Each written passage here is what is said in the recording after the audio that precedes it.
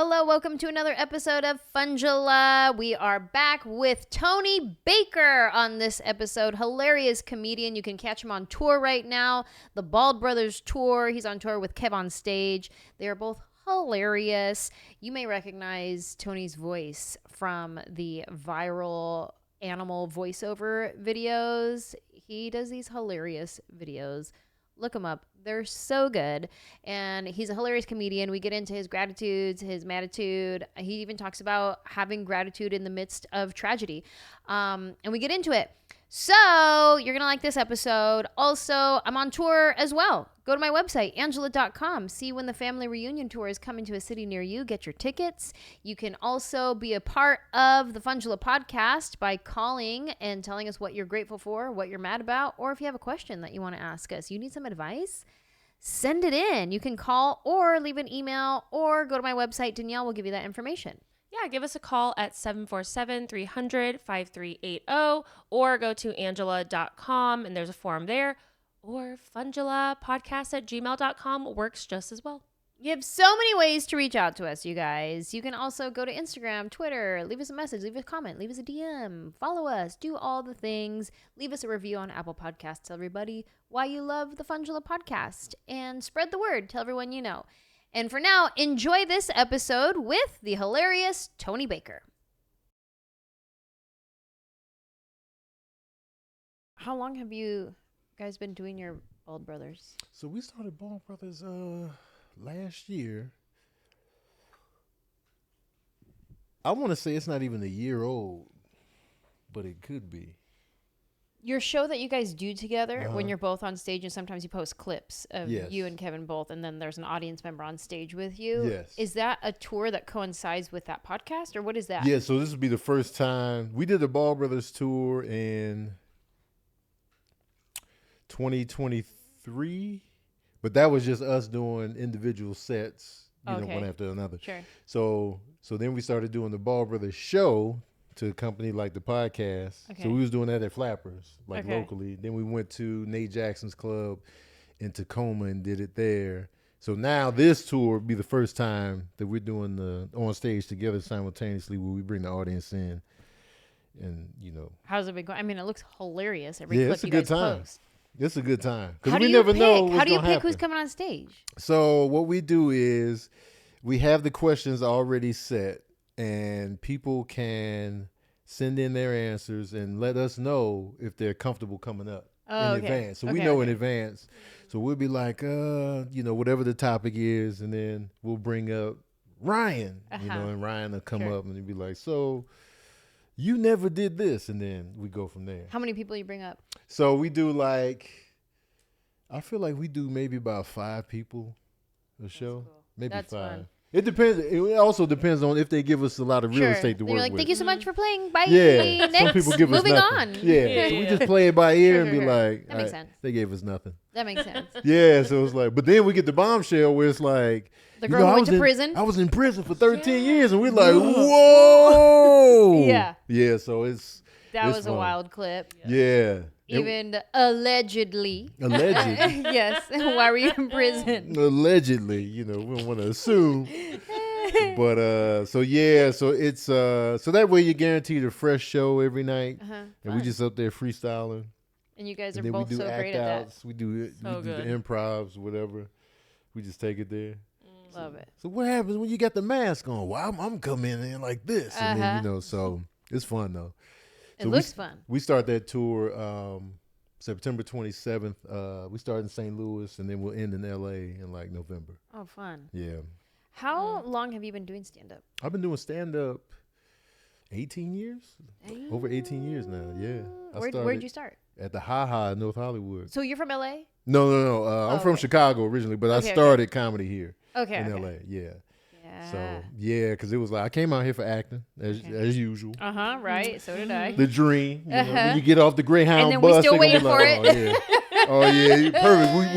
We've been looking for you. I'm like, I just got off the bus. And then, but you know, the reality is extra work, you know, taking L's, the no, and then the no again. Your headshots are crap, you know. And so, so then, you know, you just start, you know, feeling around. And then it was like, maybe I should try stand up like as a way of exposure. You know, Did you always know you were funny, or did you like? I denied it. It was like I grew up funny because we had a funny household, but I'm the youngest of 3 boys. So they weren't laughing when I would chime in because I'm far in the back. Oh, you were like, okay, yeah. So you try to give them a good one, and they would give you nothing. Hey, man, They're get like, your little brother out of here, man. It's like, all right, you know. So I didn't feel funny, but when I was at school, they're laughing, but it's never registering. Yeah. Because at home, I'm like, they ain't laughing at home. So I'm dead behind the eyes. And they dying in school. Like, you're funny. I'm like, man, watch out, man. Your brothers are the one, that audience member that's like this the whole show that you keep trying to crack. You're like, I'll get him. Yeah. Watch. You hit that punchline, you look at him, and you still don't get him. You're like, oh. Nothing. Whole audience is just dying. Yep. Everybody flatline. Everybody's dead. But that one dude, be like, I bombed last night. What are you talking about? It was this one man I couldn't crack. I couldn't get him. Why do we do that? Yeah. Why do we do that? And then they come up to you after at the merch booth or wherever, and they're like, hey, great show. Loved your show.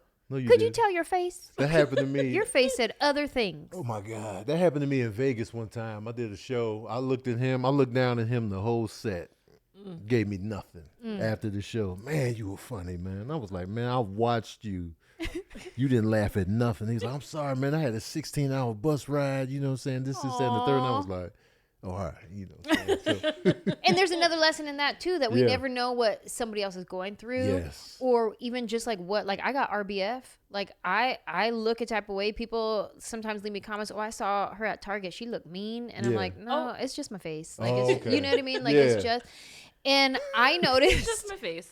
RBF. That when I'm on stage and I see, one of my pet peeves is if I see a girl laying her head on her man's shoulder, like she tired, like this, and I'll be like, wake up. Like, you're at my show. Like, what are you even doing? But then I started to clock that I also did that when I was at shows. Did you? Oh. And so it was a wake-up call for me because I was enjoying the show that I was seeing, but I was just comfortable with my man. Yeah. And so I was like, oh, okay, so let me have grace when I see that girl doing that at my show, that she's just cozy with her man. It doesn't mean she's not enjoying herself. You know what I mean?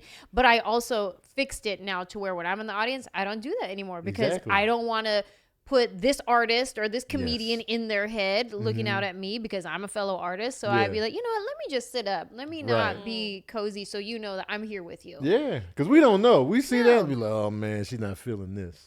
She sleep, you know. Why are you here? We fall asleep sometimes on good stuff. Like I'm watching good shows all the time. Man, this is amazing.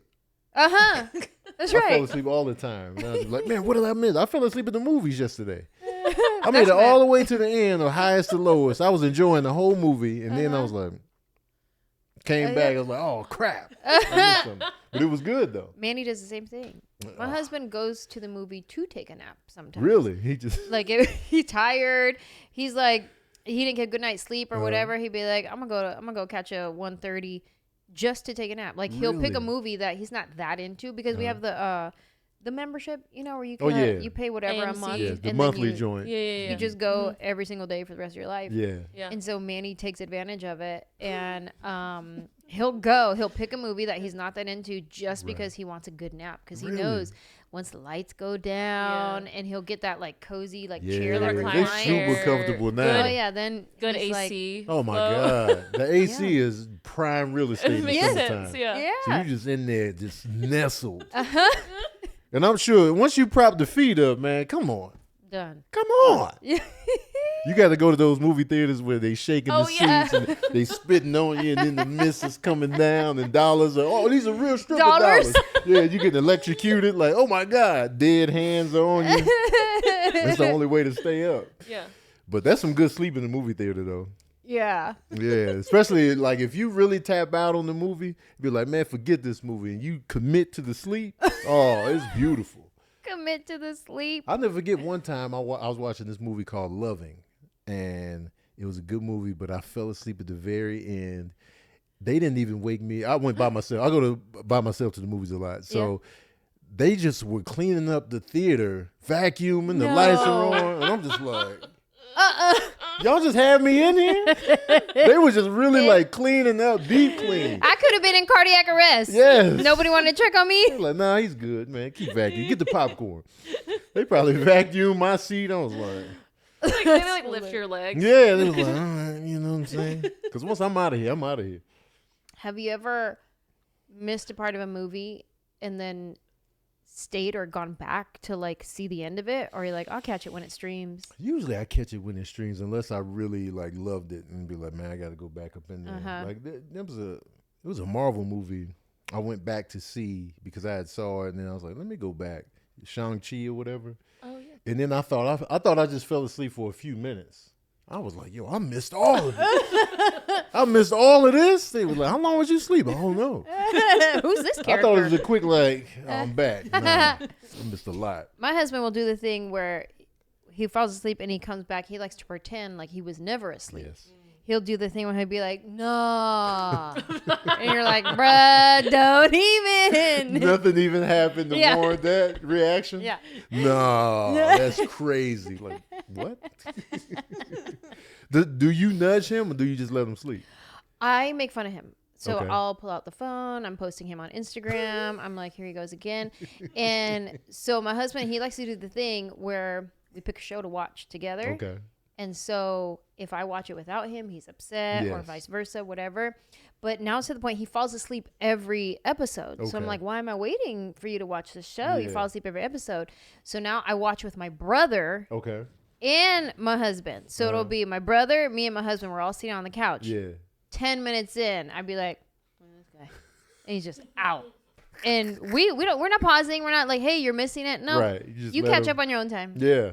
You do you. So has he ever completed the season of anything? My husband is so interesting in the way he consumes. He'll have the TV on, Yes. his iPad, Yes. and his phone, Uh-huh. and multitasking all of it. Right. And where if I walk away for a second, I'm like, I got to rewind it. I missed it. Yeah. But he's like multitasking. He has like this show on, Yeah. and he has this movie on in the background, and then he's scrolling. And I'm like, how are you even... Taking in. Yeah, what the are you main even thing. doing? And then he's like, nah, I got it. And he could tell you. Yeah. That's the kind of student he was too. Okay. Like he would just be in school and not pay attention, talking, getting in trouble, and Yeah. then summa cum laude. Oh, wow. He has an interesting brain. That's crazy. Not me. I busted my ass in math to get a C. I didn't try. I just Just took the L. listen, I don't know how I graduated. I should not have graduated. Man. But good for us. I Look had at to us go now. to summer school one time. You know, it wasn't an easy road academically for me. The only science that I really like, I like biology, but like the only science in college that I really just naturally had a gift in was astronomy, because I was always into it as a kid. So it was like the stuff I was learning. I was like, oh, for real? Oh, I was all in. The teacher was like animated because he also taught theater. Oh, I that's did a what- play with him, yeah. so I was like, man, this guy. You know, so nothing was boring. Were you nerdy or were you cool? I was like, I was cool. You were cool? I think I was cool. I look at you, I'd be like, you were probably cool. But then part of me, I was like, I wonder if you were a But nerd. I'm a And then nerd you got cool. tucked away. Like, you know what I'm saying? The Secret stuff I nerd. was into, I'm in the comic books. You I'm give a into, little like, bit of nerd. You Yeah. give a little nerd. I I'm like a it. big though. nerd. You know what I'm saying? When people look at me like, this guy, and I'm like, what are we talking about? Batman's origin? Yeah. You know, I'll go there in a minute, but like, I usually kept it tucked in. And like, you know, growing up in high school, we were into hip hop, so that was always cool. So we just be arguing about Wu-Tang and NWA and like Yeah. stuff like that. Yeah. Tupac and Biggie. So we would have those debates, but they didn't know about the secret nerd on the underneath. You had to keep that on the I'm low. like, though. yo, man, This is- Saturn is, you know, this many miles from Earth. They're like, hey, that new Tupac. You're like, have you seen what Saturn's up to Right, though? now Saturn has been there Listen. before Tupac. You gotta think about that. When Tupac's first album came out, Saturn was about right here. And then, you know, so I was into that low key. Yeah, but I wasn't ashamed. It was just, you just go to school Yeah. and just try to figure it out. And this is before the social media era where you can find your tribe. Sure.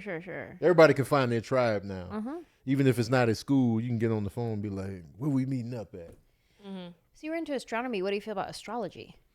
It's entertaining. I feel like it's more entertainment than anything else, but Uh-huh. I'm still a fan of it. Yeah. Like I get into it. I look at my Taurus posts, and Uh-huh. whenever I see like a When's your birthday? video, May 17th. May 14th. Yeah. Oh, that's my mom's birthday. Aw, Yeah. happy birthday, Mom. Yeah, Taurus gang. That's right. Yeah. Gang. Yeah. What are you? Cancer, Okay. July. Yeah, I like cancers. Little crab. Yeah, full Ooh. crab. My favorite aunt was a cancer.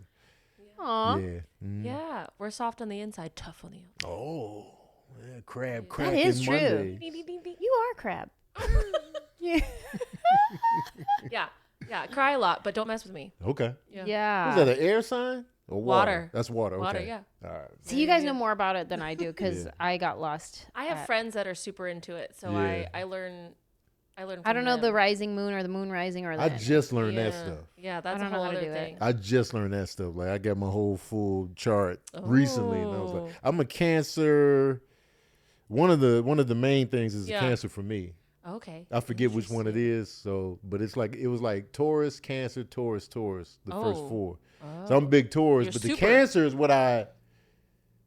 not what I appear to be. It's something like that. Oh, Yeah. okay. Oh, Yeah. you Yeah. give cancer? Is that Huh? what you're saying? You give cancer? Is Yeah, that what it is? that's what it. That's, I think. Yeah. I I'm a think Taurus, it's that. but I give cancer. Yeah. Yeah. Yeah, because mine was You're like, giving. my friends were like, you give off Leo. Okay. They're like, oh, you present Leo, but you're. Yeah. Yeah, there's like a whole. Oh. Yeah, I have a friend who like looked. She was like, tell me all your things. Let They me give you review the your full chart. breakdown. Yeah. Where were you born? What Yeah, time? all the you know what things. year? Yeah. And then they break it all down. And then even if you're like, my friend, I could be like, oh, and I'm this person at work or whoever, like they're so annoying. And she's like, what's their sign? Let me tell you. Oh yeah, you guys, Mhm. you guys naturally. Yep. You're And I'm like, oh, You're okay. at odds. Cool, Yeah. cool. I've met with an astrologer before, and they Uh-huh. read my chart. Yeah. But I don't understand. Like, even when they're saying, all right, well, this is in blah, blah, blah. Yeah. Like, I don't understand what she's saying, but I'm like, okay, but what's going to happen to my career? Right. Right. Get to the career part. Fast forward Yeah, to yeah, that. yeah. What's that? Do I get my show? Yeah. What moon does that have to show you? So am I gonna have a good Christmas or a bad Right. holiday? What's Christmas season? looking like What- this yeah. year, man? Forget all this, man. Get to the good stuff. Yeah. Did you grow up religious at all? I grew up. I had to go to church every Sunday. My parents were divorced, but we went to my father's house every weekend. He went to church every weekend. Oh, okay. So I grew up at the Methodist church. I never really got super into church. I was like, man, it's boring. Mm-hmm. That was for the most part. You know Yeah. what I'm saying? Because it was just like an old school church. It wasn't like one of those churches now. It's like lively and youthful and like you know they breaking the Bible down to where you can digest it in the now. Sure. You know what I mean? And so I was just there. Uh-huh. And then I went to vacation Bible school. That was fun. But VBS? but then as I got older, my oldest brother converted to Islam. Oh. Oh And, wow. Yeah, and so I was like, ooh, Islam. Huh? And I was thinking, what's the difference? So I'm asking him the questions. And we just believe in one God, and Jesus was a prophet. And I was just like, okay. And then, so I kind of took to that for a little bit. I stopped eating pork. And then I was like doing my little prayers 5 times a day. Then I fell off the wagon. And now I'm just like, I don't really trust religions anymore because I feel like humans always put their little motives into the text. So it's hard for me to really trust the word. So, you know, I'm spiritual now. So I just go straight to the source rather than just a religion. Yeah, so that's where I'm at now. But I believe in God 100%. Good. That's cool. Yeah. How does first of all, your parents still with us? Yes. Okay. Your dad, you grew up going to church with him. When your brother converted to Islam, did your dad have a hard time with that? No, it was because Interesting. he converted, was this 91? So he was already like 24. He was a grown man. He was in the military. He's in the Air Force. And it was just like, all right, you know what I'm saying? So, you know, he never really gave us any type of like, you know, resistance. Because I remember I was scared to tell him, I dropped out of college and I'm going for, you know, acting. He was like, all right, you know what I'm saying? Aw. Okay. School is important. I was like, yeah, but you know, I went too far into a degree that I had no passion for. Yeah. I should have just did theater the whole time. Yeah. But I didn't think I would like theater until I did theater on campus for fun. And I was like, duh. Yeah. I should have did this from the start. Yeah. And then So he was always like pretty like supportive. We didn't really fear like telling him stuff. That's good. You know, on that front. So yeah, he took it well. How about your mom? Oh, she was just like, yeah, whatever. Go for it. Yeah, whatever. Because she was like, she got in the church like later. I remember she found this one church that she got really into for a little bit. Because my mom, she was kind of going through the motions of like the time, like the 80s. And like she was doing the, what was that Tina Turner mantra ritual thing, that Nam Yo Renge Kyo or whatever. Know. Were they doing something in front of the little box? And I was just like, what is this? You know what I'm saying? So she went through that phase. And She then found her tribe. She found a tribe, and then she found a church that she really liked. And so that made a major impact on her life. And then I think she went spiritual after that. Mm-hmm. So it was just God, you know, never heavy church going. I have a question. Yes. This just popped in my head as I was listening to you talk. Mm-hmm. So you came here for the entertainment industry. You want to be an actor. Yes. And you started doing stand up, and you have viral videos and your voiceover animal stuff that you do, hilarious. Thank like you. all these different things. Uh-huh. And then now all these other accounts pop up trying to be doing their voiceover, their animal Right. voiceovers are like, not the original, but okay. Okay, haha, I guess. Yeah. Of all the things that you've done, whether it be in acting or stand up, Mm-hmm. as artists, we have our own things that we're most proud of. Like, For I sure. got to do that. Yeah. What is the thing that you think that your parents are like, wow, my son, blah, blah, blah. You know, I think it's my mom is extremely proud of me. Like she supports everything I do. Like everything. Like she's watching every podcast. She'll be watching this. It'll be on the Hey, Mom. It'll be on the tablet, on the TV, every interview, every post, all the shows, every special. She supports everything 100%. Beautiful. Pops, like I don't know, like I can't, because I don't talk to him as much.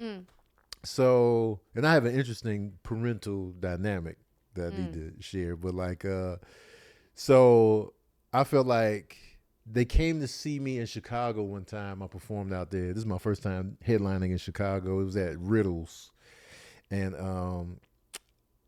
my dad and my stepmom came to the show, and they were like, man, you were really funny. I was like, oh, thanks. You know what I'm saying? And so I was like, I could see the pride in that moment. Yeah. And so I was just like, cool. You know, they support what I do. And I was always nervous because my mom, she don't like a lot of cussing. Uh-huh. And so so growing up, she like, I don't like all that cussing. And then we was watching a lot of Sinbad together because Sinbad was clean. Right.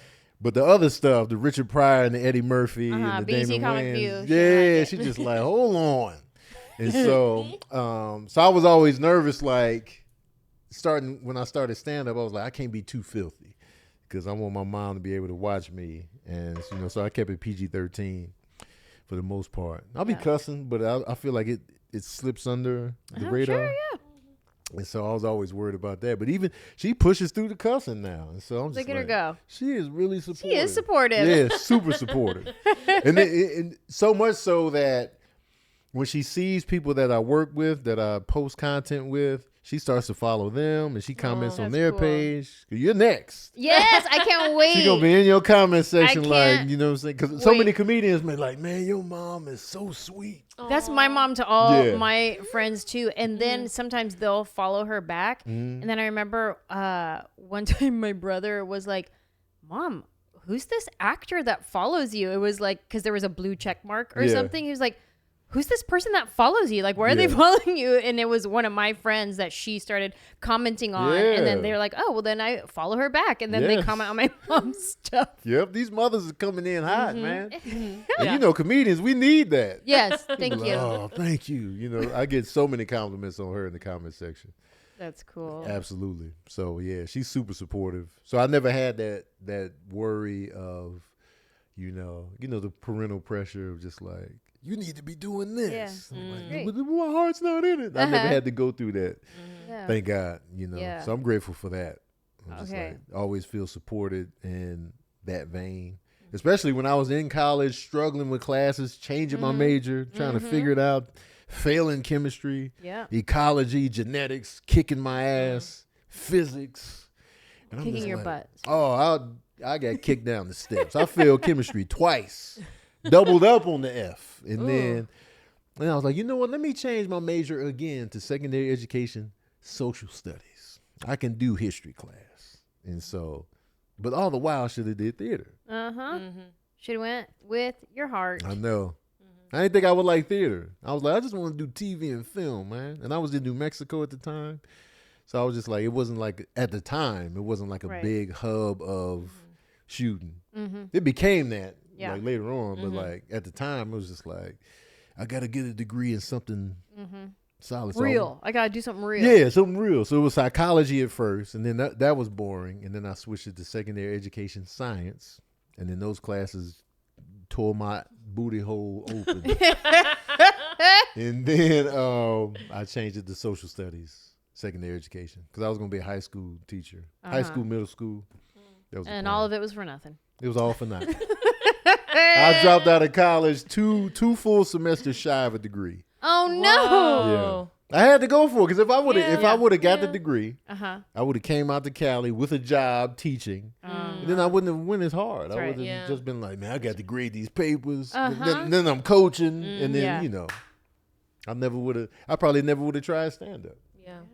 Yeah. So did you, when you first tried stand up, were you good, or are you one of the stories of like, man, I bombed for like the first 9 months, and then like, were you good right away? I was good from the jump. Like I was terrified when I went up there to that 5 minutes. I was like, okay, it was a success. They was laughing, and then I kept going every day since. Wow. Never stopped. The only time I stopped doing stand up was COVID.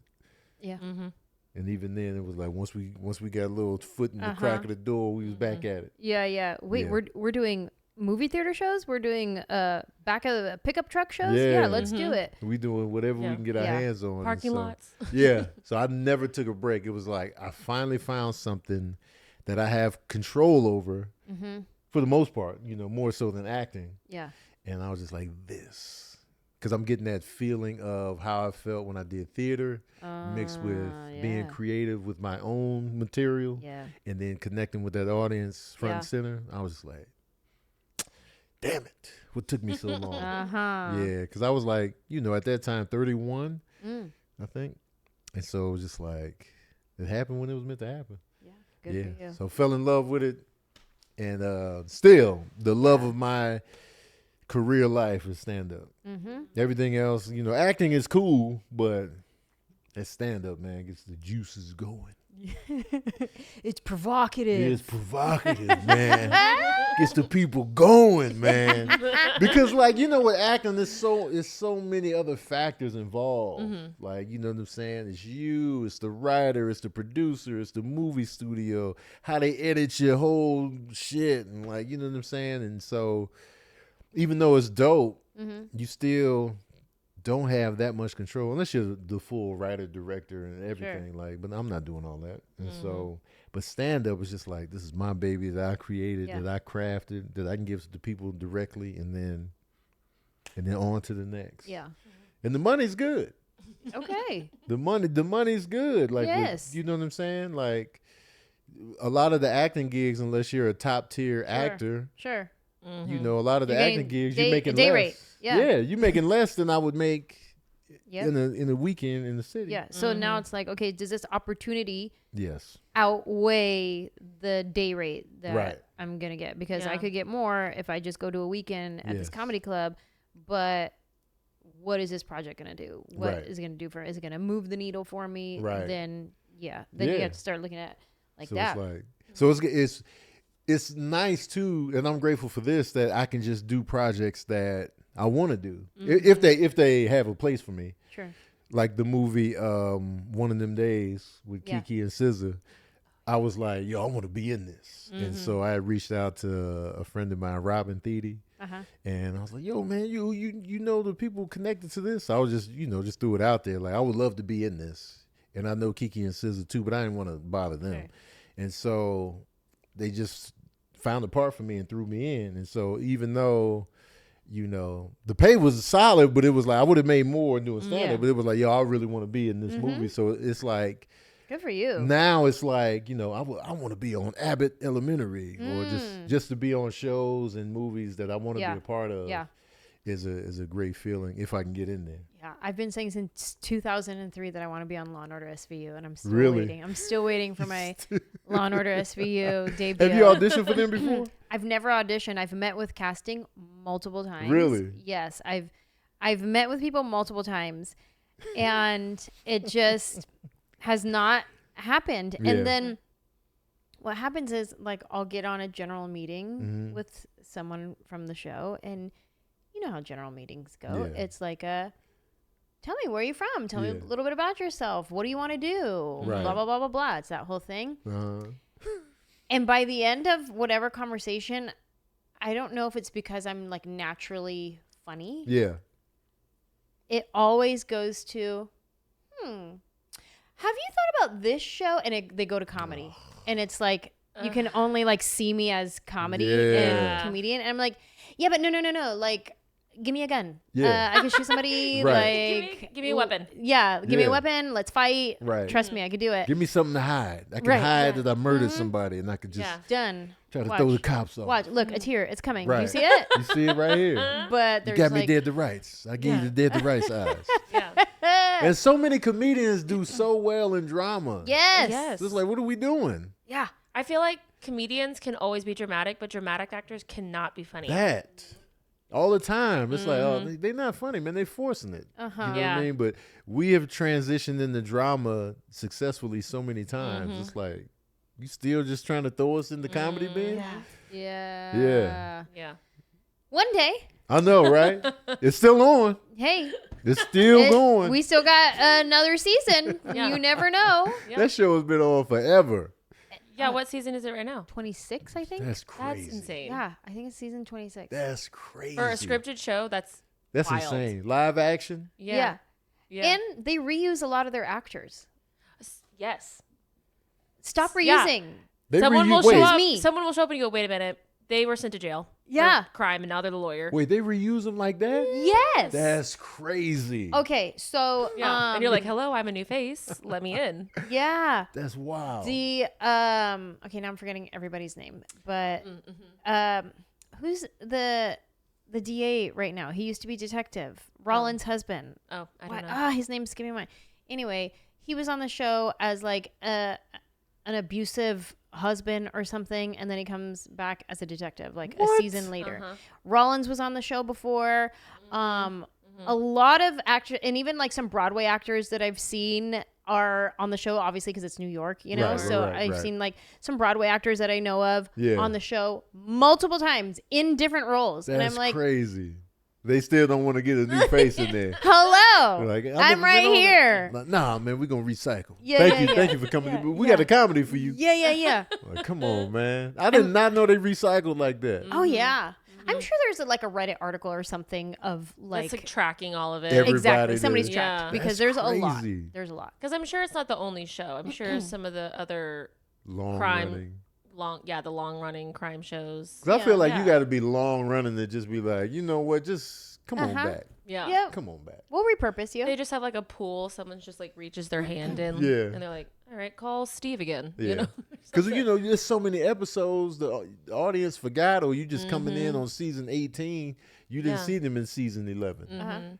Well, and then before streaming, it was like you had no other way to watch it other than Yeah. wait True. every week. So you Yep. Right. you forget. Oh, that's true. Now you sure. can watch it all in a row, and that's how people are catching it. That's how 'Cause you it's like, catch oh, it. I just watched 14 seasons in 2 days. Yeah. Come You know? on, man. He just murdered his wife Yeah, you're like, wait a 3 minute. seasons ago. Wait a minute. Yeah. Now he's a trusted DA. Yeah. That's crazy. How'd he get out? Yeah. Yeah. Now you want answers. You be Yeah. like, how'd he get out, man? Tell me. Because I was talking do to somebody prison school? recently, like the dream spot. One of the dream roles for me would be like voiceover for an animated show, and to be on a long running. Because I was talking about The Simpsons in particular. It's been on since '90. And so Wow, when you bro. think about those the main core of voice actors, you know what I'm saying, making a great living. They've been doing job security since 1990. And then Bart Simpson can be in Trader Joe's next to you, and you wouldn't even recognize him. Uh-huh. Yeah. Because you'd be like, hey, excuse me, that's Bart Simpson. Uh-huh. That's a woman Yeah. also. Yeah. And so, like, that's the dream. Because you can still go to Whole Foods. Like, I would recognize, like, Marge and Homer, the Sure. actors. I would Those recognize voice- them. And yeah. Hank Azaria, I would recognize them. But, like, Mhm. Bart Simpson would slip past me. Uh-huh. I'd be like, wait a minute, is that? Nah, I'm tripping. But they, world Yeah. famous, but it's like just the voice. And I'm like, Yeah. man, that's the life. Excuse me, sir. Can you just say really quickly, feed him a line? You're like, Right. Doe. yeah. Say doe right now. I'm like, come on, man. Doe. I knew it. Jeez. Take the picture. But they've been working steadily for, Yeah. you know what I'm saying? It's crazy. So that would be a dream role for you. For is- sure. Like to do like voiceover because I can just show up in my slides, just be in there, Yeah. because I did like, I've done some like animation and it was great. Yeah. And I was like, man, I was almost in Transformers one time. No way. The latest one, the Beast Wars one. How? They had me Tell come us. in and do scratch work. So I was the voice of like Mirage. And that's what they showed, the studio heads. Yeah. But I think they already had an actor in mind. Sure. Because Pete Davidson had the role. Oh, okay. So they just had me do the scratch work. And I Yep. was like, man, if they could just keep me in there. But it was still like a dream it's come good. true Yeah. to be like, to hear my voice as an Yeah. Autobot. And I was Uh-huh. like, this is crazy. I've done scratch work before. Man. And it's like you walk in and you're It's almost like a demo, right? Like it's yeah. Yeah. for It's just anyone for who might not internal know. use. Yes. Right. Okay. Yeah. So showing for approval for studio execs, for whoever, for even Yeah. for finishing out the animation. Yes. So Yep. yeah, but I've done scratch work before. Man. For Yeah. different. And you're like, and you really liked it, Yeah. right, guys? It was pretty good, huh? Right. Yeah. You might want to just why sprinkle me in. why take the Yeah. time to find someone else? You know Why what I'm fix saying? something that isn't broke? Yeah. Exactly. You know what I mean? Yeah. You know what I'm talking I'm about? already here. Right. Man. But it was just like a surreal experience because it was like, man, this is one of the dreams. Because I grew up on Transformers. So it was Yeah. like, this is amazing. What's another dream of yours? My main dreams growing up were when I was a kid, I wanted to be an actor in movies and TV. What's a dream of yours today? Now today the dream is I want to be able to sell out a show without doing a lot of promo. Mm-hmm. Like I want to be like, I'll be in Cleveland this weekend and it sells out like that. Yeah. That's the dream now. Yeah. Where I don't have to keep making the posts and you know what I'm saying. Yeah. All right, y'all, you know what I'm saying? Because even a sellout is a sellout. Yeah. So I'm grateful for that. Yeah. But it's just the work I have to do on the promo side. I just be like, can y'all just sell it out quick? Yep. So that's the dream where it's just like, yo, I'll be in New York. Mm-hmm. And then it just sells out like that. Yeah. So that's the new dream now. And then, do I dream about anything else? That's really it because, because I realized that, I've reached the goals that I wanted to reach in terms of career. Yeah. And it was just like, because, one of my biggest fears was not being able to do what I love to do for a living. And so that was always my biggest fear. I always knew I would find love and that type of stuff was never like, man, I hope I can find, I was like, yeah, I'll find somebody. But the career was the real iffy part that really got to me. And so it was just like, man, I hope I find something I love to do and I can, make a living at it. And so once I reached that, I was just like, so then you get another goal later on down the line. So now my goal is sell out quick. Mm-hmm. Yeah. So that's the current goal. And then where I'm at, sometimes in certain markets that happens, and then in other markets, it's back to radio promo, 6 a.m. Man. Full back. Let me tell you. Oh. And then it'll get frustrating. I get spoiled. I get where I can sell out. I throw up my shows in Texas. Yes. Boom, boom, boom. Done. Gone. Done. Yes, Texas honey. is great, by the way. Thank you. Love Texas. Texas pulls up. Let me tell you, we love you, Texas. Big fans. Big fans over here. Man. Texas, sell out. Boom, boom, boom, boom, boom. Yeah. And then my next run that we're going on starting October, we're doing the Northeast and the Midwest, which Okay. are my weakest markets. Oh, got you. Okay. When I tell you, I have radio starting at 6 a.m. every 15 minutes calling a different radio station until sometimes 11 a.m. Back to back to back to back. And then it's the same questions. Every now and then you'll get a breath of fresh air radio morning host that has some like original questions and you're like having fun with this conversation and it feels like a conversation. Yeah. And then for the most part, it's the same. So you were a Raiderette. Tell us about the Oakland Raiders when you were a Raiderette. And I was like, cool. 2003. Yeah. A lot has happened since then. Right. But still, till this day, like that's one of the number one questions I get asked every radio interview. So I have to have like my go-to like Raiders jokes on hand, ready to go. But it's like even still now where I can like sell out immediately upon going on sale in this market. There's always that one. There's always that Syracuse. There's always that. There it is. There's Yes. always Pittsburgh. There's always that Kansas City, man. Kansas City.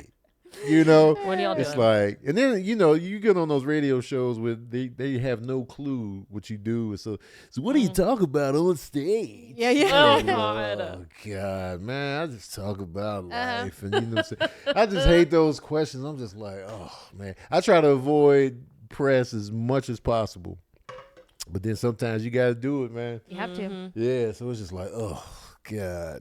But here, let me tell you one thing about it, though. Being that this is a podcast about gratitude, which we'll jump into some of your gratitudes. Yes. And a Matitude. We need to get one Matitude from you. But one thing, when I have these back-to-back morning radio junkets, sometimes I'll get anxiety, like, leading up to them. Like, oh, my God, here we go. Yeah. I got to wake up and just go. Right.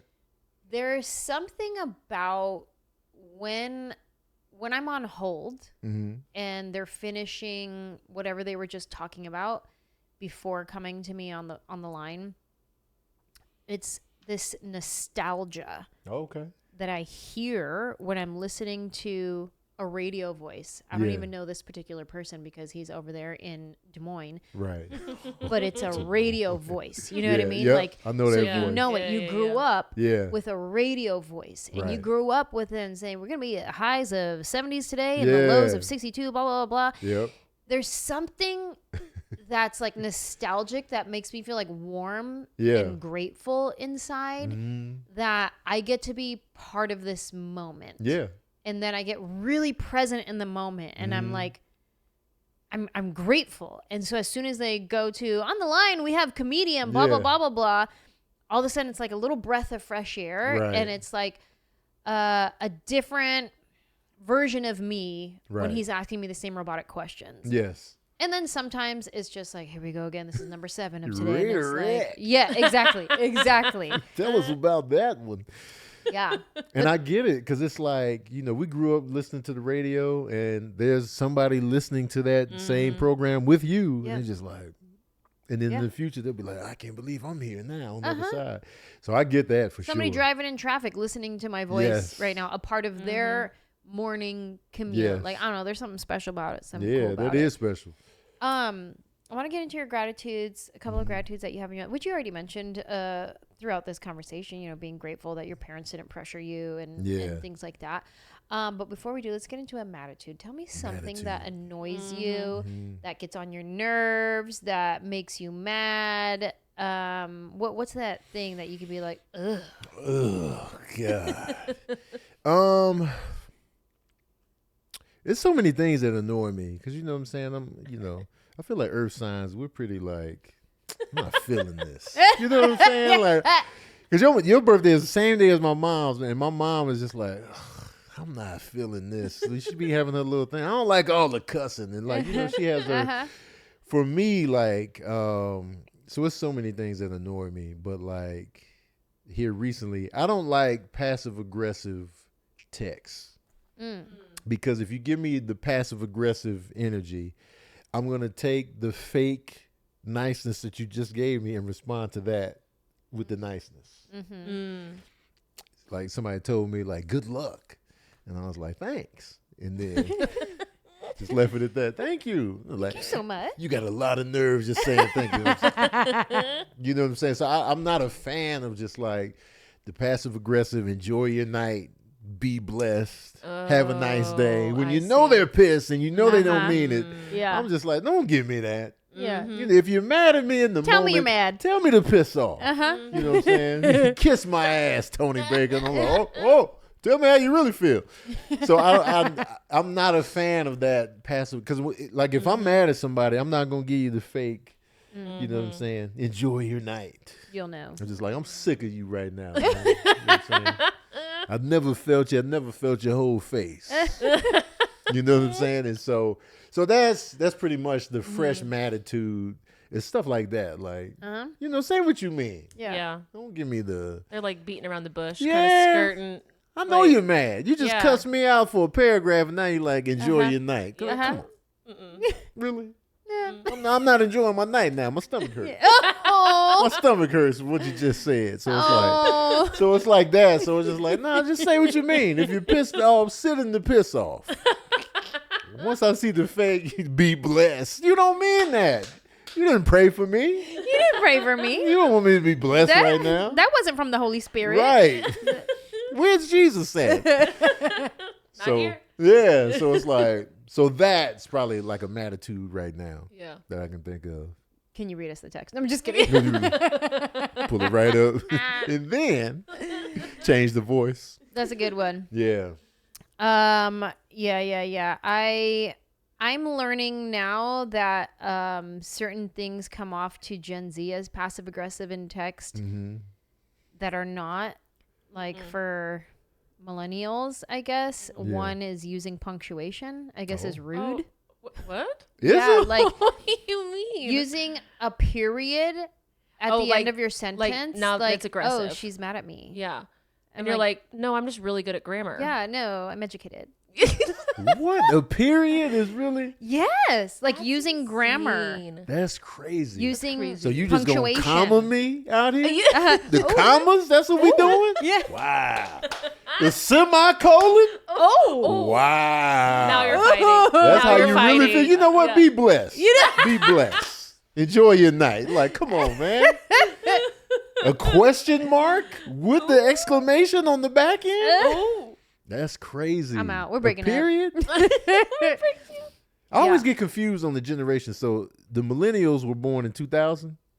No, Oh, I'm 1990 and I'm millennial and I'm like Oh, okay. central. I'm like millennial peak and I'm millennial. 82. Yeah, I think I it was think like it's 80s 81. to like I think it's like 81 to like 96 or something. That's It's millennial. millennials. Yeah. What's Z? Gen Z I think started in like 97, 98 and goes to like 2000 something. Oh, so Gen Z is after millennial. Yes. Gen Z Yeah. is the current 20s. in their 20s. Oh, wow. Yeah. What generation are we in now? Well, how old? Well, no. Hold on. I don't think it works like that. No. I'm a So, like, millennial forever. Yeah, we're millennials forever. But what's this current generation so the- considered? So it's the generation that there's Gen Alpha is after Gen Z, I believe. Yes, like Rosie's Oh. your daughter's Gen Alpha. Yeah, so my daughter, How old who's is she? 2, Okay. is Gen Alpha. Wow. So we started over. We start- yeah. Okay. Exactly. beginning. But the current like trendsetters, like Yeah. the young ones Yeah. that are like Moving and The shaking. college, new Yeah. into the workforce, Yeah. whatever. these are all Gen Z, the new young adults. Okay. So like when I don't know how old you are. So I'm 48. So I'm X. Am Oh I yeah, X? you're X. You're Okay, Gen X. Generation My X. sister Gen X. You guys Okay. are Gen X. Wait, no, my sister, she's 79. Yeah, she's Gen X. Okay. So I lost my train of thought, but Gen Z is like the new hip cools. Yeah, they're right the now. ones that Okay. are trying to tell us what's cool and what's not cool. That's right. Okay. That's right. Yeah. But soon they're gonna be the new millennials, so to speak, Yeah. Gotcha. where And then Alpha the is gonna alphas be will telling like, them. All right, you know what I mean? guys. Yeah. Right, no, right. no periods in Yeah. the text That's right. messages. That's right. That's right. Matter of fact, we're not even texting no more. Yeah. We just thinking. This is how old we are. We couldn't even figure out this whole generational thing. We're just like, you know what? It's just, I got to look at the list. You know what I'm saying? What are our options? Right. Like, where do we fall? Yeah. Yeah. But the older people, like boomers, still think millennials are the young ones, and millennials are over going like, hey, we're actually in our 40s now. Yeah. So we don't know what's going on either. Yeah. So the boomers are after their Boomers World are War like- II, right? Yeah, boomers are the old ones. Boomers are our parents. So Yeah. my mom and dad are probably boomers. Uh-huh. Okay. Yeah, probably. Okay. Yeah. Because then before Above them, boomer, I don't even know. like the greatest generation the greatest was I that think- before World War II? I think so. That's what they're called, the greatest generation. Yeah. I think so, or something like that, or the silent generation. Yeah, it was like a greatest generation, the silent generation, the Silly. baby boomers, then Yeah. I think Gen X. Gen X. Oh. Yeah, and then millennials. Okay. And I have a boomer and a Gen X. Boomer dad, Gen X mom Okay. is what I have. Your mom is Gen X? Okay, they're both like cuspers. Like my Okay. dad was like the last year She's of the on the tail end and boomers, she's and my at the mom was beginning. the first of Gen X. Gotcha. Yeah.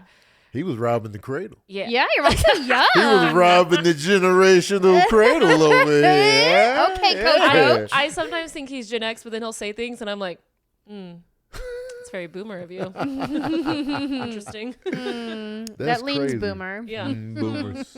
Yeah. You Yeah. boomers, man. Yeah. I'm sure you have a lot to be grateful in your life, from Mm-hmm. your career to your family Yeah. to everything. Whether it's something from childhood to something that happened to you yesterday. Give Yeah. me a couple of things. Give me one thing first. We'll start with one at a time. Okay. Something that you're grateful for in your life. I'm grateful for a great family. Like, super grateful for that. Like, I just visited my mom in New Mexico, and my middle brother Scott, he lives there too. So, I was with them all week, and so my mom, she lives by herself, and she lives about maybe 7 minutes from Scott, and so I'm going back and forth between houses, and they just treat me well. They treat me like I'm a guest. You good? You could turn the TV on. What you hungry? They're super attentive. I'm like, yo, man, I'm your son. Just you know what I'm saying? You don't have to do this. And like, same with my brother. Like, you good? You hungry? What you? He cooking for me? Like, he had the whole like food agenda set. He was like, because it was my nephew's birthday. I want to say maybe Wednesday. It was the 13th of August. And so, all right, we're going to go out for Pharaoh's birthday. So we went to Chili's. And I'm 100% vegetarian, mostly vegan.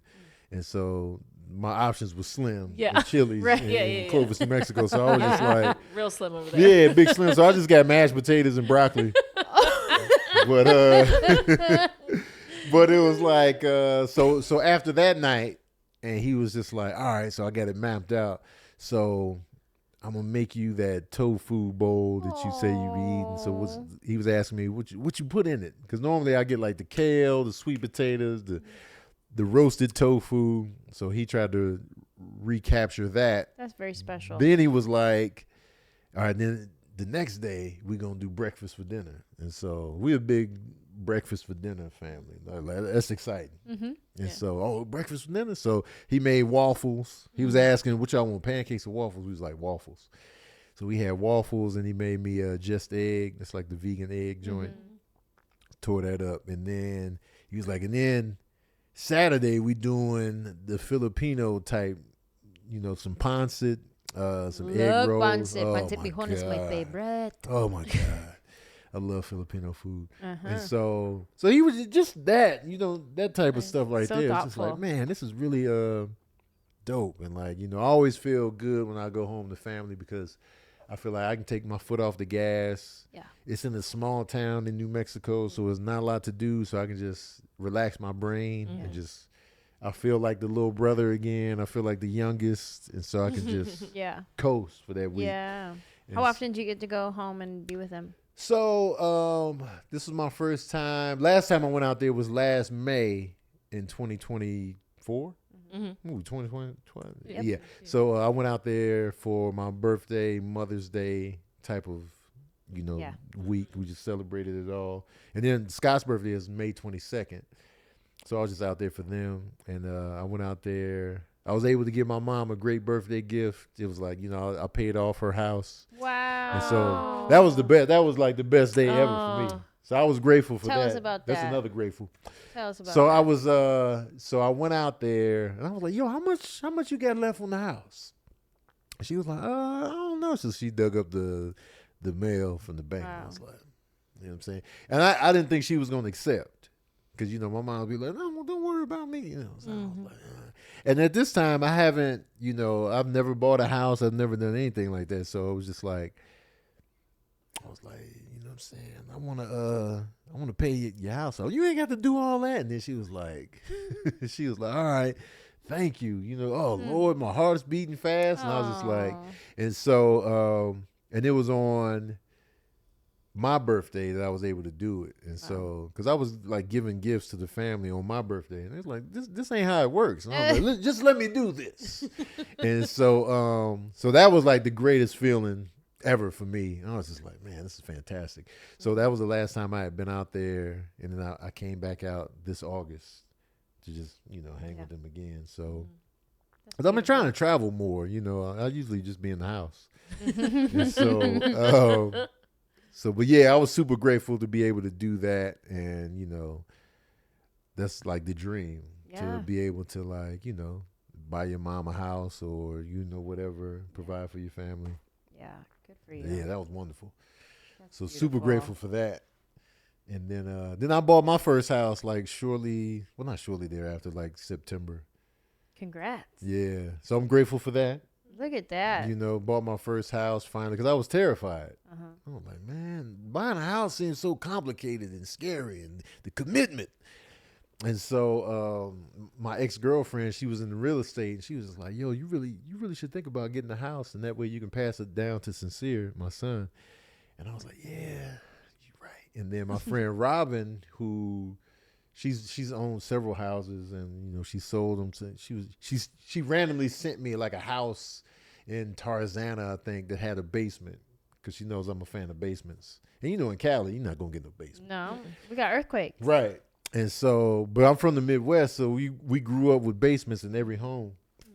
So I just looked at that and I'm like, man, let me go look at it for kicks. So I went and looked at it, and then that just got the ball rolling. And then I would say 3 weeks later, I was like, I found a house in Santa Clarita near where I was renting a house, and it's an area where I always walk through that I really like. And so I was like, all right. And then You did it. I did it. Congrats. So super grateful for that. And I did it doing what I love to do. So it was just like, That's the thing. yeah. How many people get to say that? Right. And so it's just like, man, I just stand in that house and I'm just like, wow, you know what I'm saying? Me just saying stuff. Right. You know what I'm saying? Right. Yeah. Provided this. And it was like, and I was able to, do remodeling in it and just make it my own.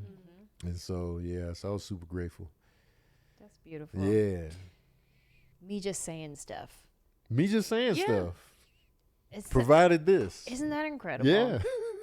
But here's the thing. Uh-huh. It's like the way you say stuff. When I was telling you, Manny and I went to go see your show in Nashville, and we loved it. Did he stay awake? Yeah, he stayed awake for your show. He stayed awake for your show. He did. But we loved it. Yeah. And I was telling you after the show, like how you perceive things and communicate them to other people. So it's like your point of view is so specific and silly on such a mundane thing that you're able to highlight these super mundane things and give them a personality and give them a character and give us as an audience member different eyes to see this thing in our own life that we all deal with every day. Right.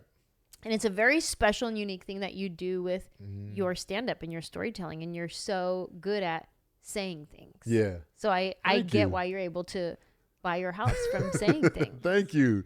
Yeah, because it's always been like, for me, comedically, I've always wanted to be, easy to follow, easy to get. And so but about stuff that interests me. So like, even though it's the most mundane stuff, I'm talking about cats for 30 minutes. And it's just like, I just want to, break it all the way down to the bone marrow. Just like, being scared of being in the house by myself. And like, what I'm saying? Oh man, I'm just, you hear a noise and somebody has to be accountable for the noise. When you live by yourself, like who made that noise? I'm here, the cats are here looking at me. What was that? And so take you through all of those things that I think about, and it's like, and I always want to connect, but I don't want to get too, far-fetched. I was never really into politics like that, comedically. And so it was always just like talking about my life, my experiences, and my observations within my life and around it. And so, because, my influences are Sinbad, Damon Wayans, and Jerry Seinfeld. So those three make up like the comedic nucleus of me. Like, the energy of Sinbad, the storytelling, and like, go into character real quick of Damon Wayans, and then the picking apart of basic shit like Jerry Seinfeld. And so those three just come together. That's great. Yeah. And so I think that's also why you're so good at these animal voiceover videos, because you're able to give a voice and a perspective to this thing. Yeah. Right? To where like only you can do that. Like all of us can be like, oh, I wonder what this bear is thinking in this moment. But then you give it a detailed personality and perspective and point of view and trauma. You give this bear backstory. And like, it's so funny because it's your perspective and how you can like infuse that into a toilet when you talk about flushing the toilets and like all the things that you do with your storytelling and your comedy. And it's so funny. Do you have a favorite animal video that you've done? Ooh, that's tough. I got like favorites. I don't have a favorite. One is like, there's this one where it's like a goat. They're randomly at this park or whatever, but there's a tiger that they're looking at. And so the video opens up, the girls are looking at the tiger, and so there's a goat next to the window, just right up on them. And so I was like, oh, the goat. And so when I look at them, they looking at the tiger. So I'm the goat now, and he's like, y'all see that tiger? Y'all looking at that tiger, huh? And then they pan down, and he's like, his teeth are like really like, he's just showing his teeth. You see it? And so I just made him just talk like that. Y'all here for that tiger, huh? And then, because they pan down, and he's just like, you see it? And then, so that one is a really fun one. Another one involved some donkeys, I think. And they were really trying to get through this wooden fence. And they were just like, man, I'm trying to get my neck through it. So it was like two of them really just trying to piece it together. And so I don't know, maybe I can come in. Maybe I can come in from the side. No, you're going to get stuck like that. I got soft ankles, man, so I can't jump over the top. And then there's this black donkey that comes up and just bites off the bottom part. And then he just walks right in. And I never knew. And then they start going through. That's another one of my favorites. Another one of my favorites is this gorilla. He's just beating on his chest and just harassing everybody within the compound. And so I was just like, I just made him Gerald the gorilla. See, I'm the one. So every time he beats his chest, I'm the one that's doing this. And so he just harassing everybody. And so those are like some of the standouts for me. Did any of those videos surprise you that went viral? You know what's funny about going viral? It's been voiceovers that I've done where I'm like, oh, I'm gonna kill them with this one. And then they just be like, eh.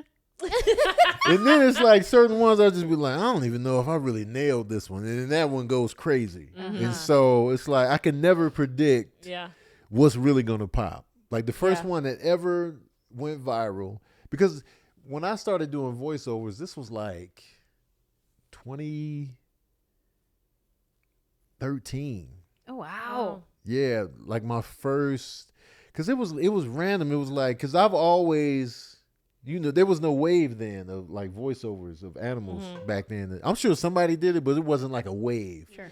And so I'm just genuinely interested in what animals are thinking about because we grew up with pets my whole life. We always had cats, we had dogs, ferrets, lizards, parrots. So it was always like, what are you thinking about?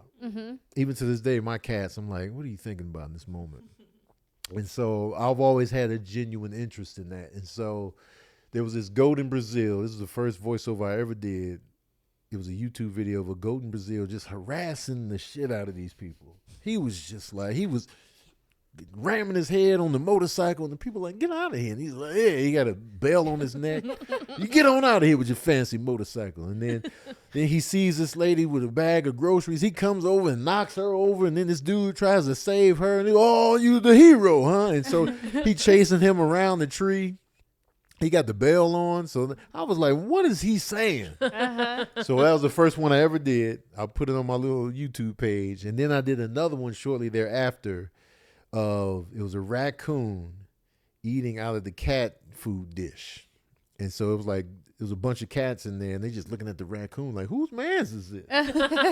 He's just like, y'all don't be doing this. Because he was taking the cat food, and he would dip it in the water and then eat it. He wouldn't just eat it dry. He was like, man, y'all don't be doing this? Y'all don't be getting it wet? Y'all got to get in on this. And the cats is just like, yo, what's up with your man? And he's just like... And so he was doing that for a while, and then I guess he sees the person holding the camera, so he's just like, you know what, man, let me get the hell on up out of here. And then, but he goes back for one last scoop, and then he runs off like on his back legs. He's just running off with the final scoop. And I'm like, y'all be good, praise God, man. And that was the first one that just took off like crazy. Wow. And so I was like, let me just keep doing this. And I had a friend of mine named Nick Carthen. He passed away. He was just like, he kept telling me, yo, repost that raccoon video. Repost that raccoon. This before it went viral. Just repost it, man. And I was just like, why? He's like, it's funny, man. And then I reposted it, and then it just went crazy. Wow. And so that's what made me be like, let me just do these. Yeah. Because I was going to do like a show with Marlon Wayans. He had like a company that he had started called What the Funny, and they were looking for, content for it. And I was like, yo, I showed him those two videos. And he was like, oh yeah, take them off YouTube. Let's do something with that. And so that never materialized. Right. So I just went back to doing it on social media, and then I just kept it going. Good for you. Yeah. Give me one more gratitude from your life. One more gratitude. I'm grateful for, I know it sounds like, cookie cutter, but just like, I'm grateful for health. You know what I mean? Like, I'm really big on health and like going to get checked up and like blood work. And I got my first colonoscopy last year. And so I'm just grateful because, you take your health for granted until you're down for the count. Right. And then that's when nothing else matters but that health. And so I'm always trying to live in the space of gratitude in terms of I can walk, I can go to the gym, I can lift weights, I can walk 5 miles, I can jog, my voice works, my right ear is kind of raggedy, but I can hear, I can see, I can taste, I can smell. I'm always getting stuff investigated on my body. Like I just got a mole looked at on my ear. I was like, man, take a look at that. Man. I don't trust it. And that came back normal. Like, you know what I'm saying? The colonoscopy went fine. Great. And it was just like the prostate exam was good. The blood works are good. So it's always like, I'm super grateful for the health. And like, because health insurance is expensive when you pay for it yourself. Okay. You know what I'm saying? So it's like, you got to get your money's worth. Yeah. You got to. I'm going in there. I'm like, hey, man. What's my deductible? Exactly. I see you on Tuesday. Man, I'm paying all this money. Y'all going to check me out. I'm coming up in here, no bottoms on. I'm ready. Go in there. Give me the full physical, man. I feel like they're cutting corners on the physical. No, you look good. You'll be fine. Nah, man. Why am I still dressed in the physical, test man? Me. I need to be in the booty out gown. You need to be grabbing my balls. You ain't touched them yet. What's going on? What happened to the little knee thing we used to do when we were kids? I haven't done that in super long. I know. Now my reflexes are good or not, man. And so, but the gratitude of, and we lose family members, we lose people that we know, and they're young, and like, so I'm always grateful for just the health and like I try to eat right and watch how I eat, watch what I take in, drink plenty of water. How long you been vegetarian? So I've been Borderline vegetarian over 8 years now. Wow, what made you make that switch? I felt sorry for animals, and so it was like I always wanted to be vegetarian for a long time. Not always, but for a long time. I gave up the pork in '91 because of the Islam thing. I never went back to pork, but I was always just like, I know I could not kill animals myself. Yeah.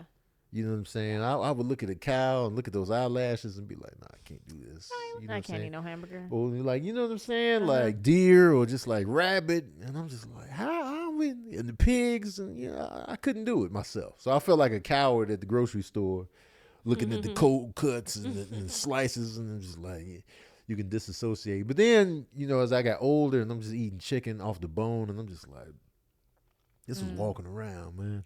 He was walking on these bones, and so you get in your head. I need the boneless chicken, and then you know what I'm saying. And then I was just like, and I had a friend.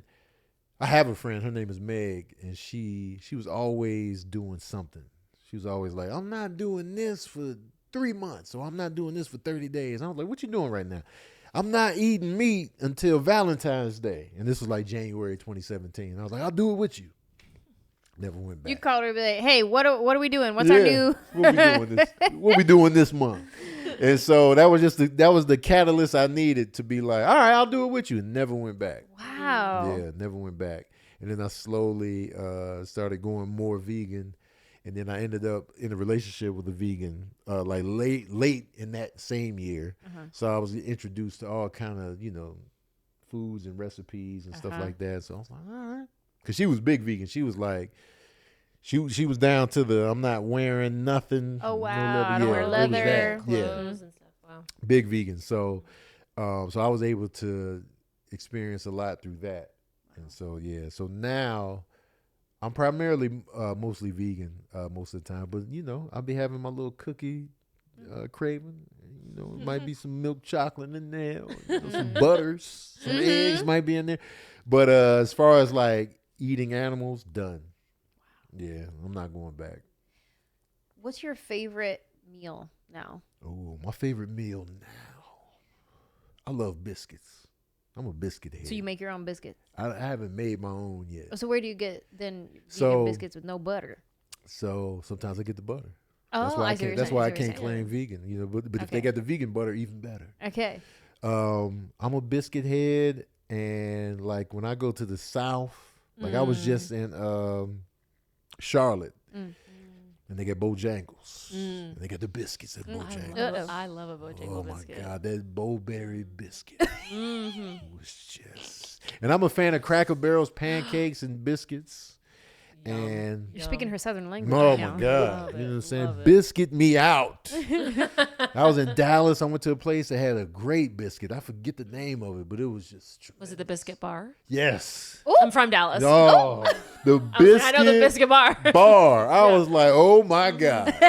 So I'm big on like biscuits and like I love a good smoothie. I'm a smoothie head, biscuit head.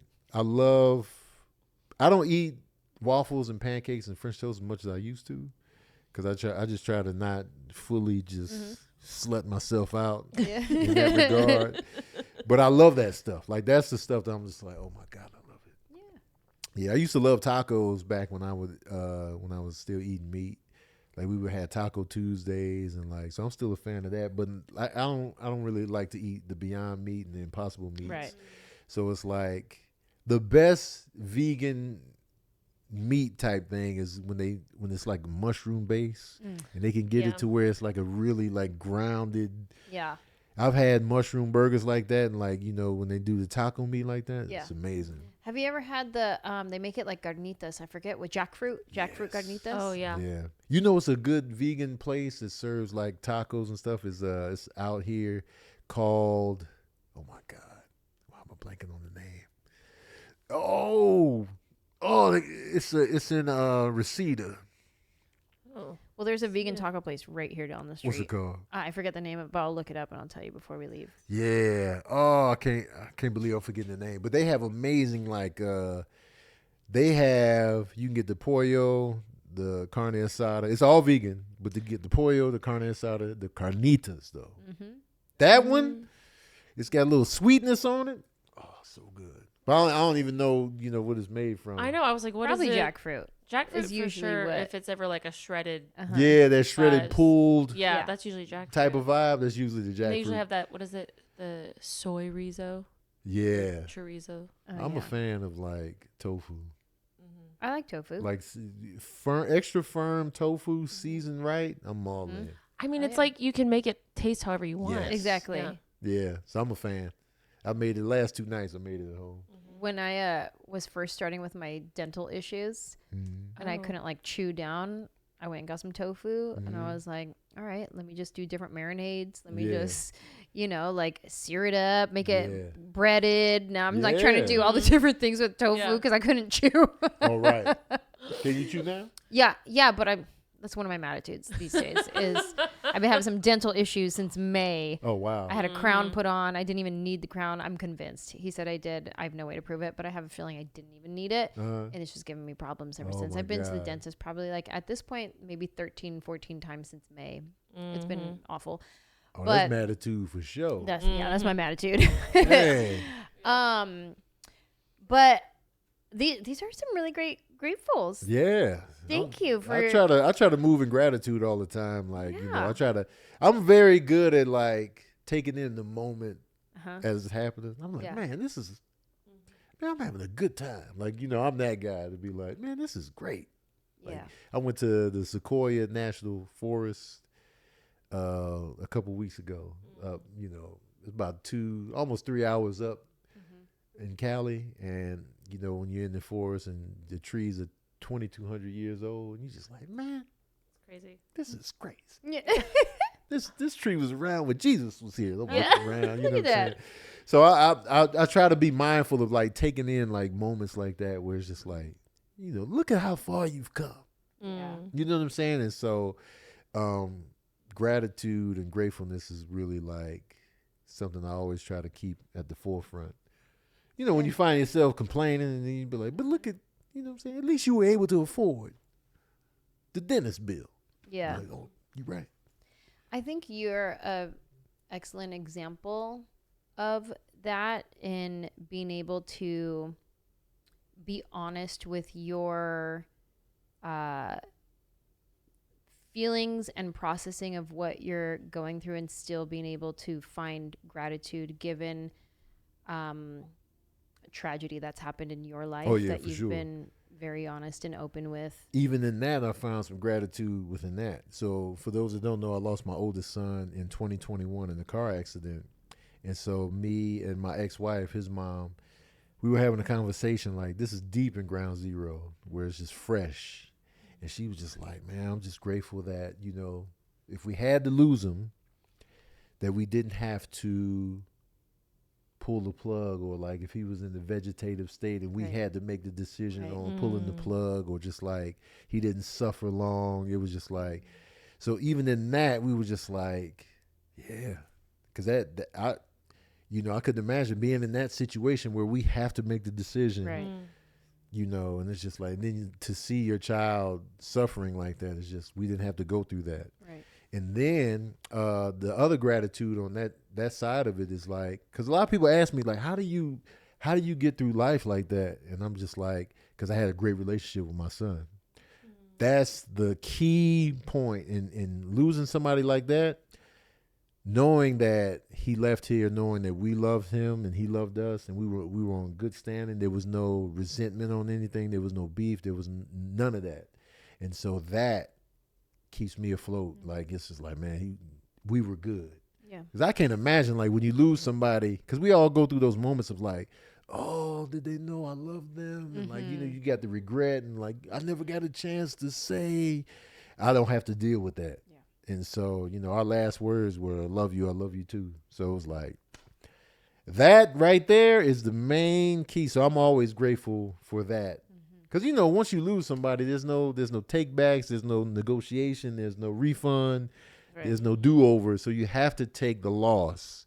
So within that, I was just able to find when Cherie pointed out the one thing that we didn't have to see him in that state, and then with me thinking about our relationship, I was like, man, I'm grateful for that. So even within tragedy, you can still find some gratitude.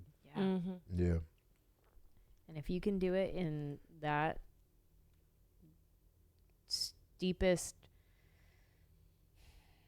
loss situation, like that's inspiring to anybody listening, going through whatever they may be going through, and even feeling maybe even guilty for finding gratitude. You know what I mean? Like, I'm sure there has to be some sort of, am I allowed to even feel grateful in these other, situations. But thank you for sharing that. Oh, for sure. Everybody. I'm always down for that. Like, I'm always down to talk about my son, and like, cause you never want your loved one to become like, what's his name on Harry Potter? Voldemort. You never want your loved one to become the name that should not be mentioned. Right. Right. You know what I mean? And so I'm always down to talk about them. I feel bad for y'all more than anything, because it's like, I don't want y'all to get sad, because I'm always down. I'm ready, and I never fight waves of emotion or grief. It's like when the waves hit me, I just take it. I'm like, oh, here we go. Yeah. And then I just cry. And like, I had a wavy day, not yesterday. What's today? Wednesday. I had a wavy day Monday, and I was watching a movie, and like, the main character's son got kidnapped, so I just got a wave, and I was like, oh, you know what I'm saying? But yeah, I'm always down to talk about them and share my experiences, because like I said, like, and I was looking at a post from Regina King, who lost her son. I saw that. And she was talking about, she wants his name to, live on. And so I feel like that's important when you lose a loved one. Don't tuck them away to where, they get forgotten or they can't be mentioned, because then nobody's talking about them. And then, that's when they're really gone. So I'm always down. What was your son's name? Serene Baker. Yep. And my youngest is Sincere Baker. He lives in San Francisco. Oh, okay. He's in the Bay. Yeah. He went to USF up there, graduated. And he's like, I'm going to stay up here, Dad. I was like, look at you. Okay. Grown up, staying in one of the most expensive cities in America. Trying to figure it out. Yeah. Okay, a challenge. Yeah. So I was super for it. proud of him, though, because it's like, that's scary to go off on your own, especially in a city like San Francisco. And so, but he's up there. He's got his roommates. They all work at the same restaurant. It's like a little high-end restaurant up the street. And he's a host there. And he also edits and does color for videos. Very cool. Nice. Music videos, short films, documentaries. So I'm super proud of him. That's awesome. Yeah, absolutely. Beautiful. So Serene and Sincere, man, they was two peas in a pod, close together in age. Serene was born January 2000. Sincere was born September 2001. Oh, wow. Very close. Yeah, super close. Yeah. Yep. So, yeah, good guy, man. Always been proud of him. And Sincere is funny. He's one of those kids that he doesn't ask for a lot. I remember when I used to take him school shopping. I'm like, what do you need? And he's like, I don't really see anything. Like, he's very particular about what he wears. So he's not just grabbing stuff off the shelf. So he'd be like, I like this particular shirt right here. And he's got his own style. And like, I'm grateful to have kids that were just like good kids, like kids. Because, with family, you don't always like your family. You know what I mean? Like, you love them because they're family, but you be like, oh, here they come. You know what I'm saying? So I was grateful that I had sons that I actually not only loved, but liked. And was like, I like these guys. And like, we would hang out together, and it's just like, y'all are a good time. And so I'm grateful for that type of relationship with the kiddos. Yeah. Yeah, man. So, yeah, he's a good guy, man. Beautiful. Yeah. Tony, thank you so much for coming and of course sitting down. I'm sorry I fumbled on the last No worries. I wasn't going to put you on blast. The last schedule. But since you brought it up. Yeah. I was like, oh, I forgot. I got a doctor's appointment. Oh, I felt terrible. But here we are. Here we are. We made it work. I'm grateful that you was able to bring me back. Definitely. And I know I was on your Matitude. You're so dumb. It worked out. It all worked out. Everything works out. Beautiful. But I'm grateful for you being here. Thank you for sharing some of your life with us, your story with us, your gratitude. And I'm grateful for you. Thank you for coming. Thank you. Absolutely.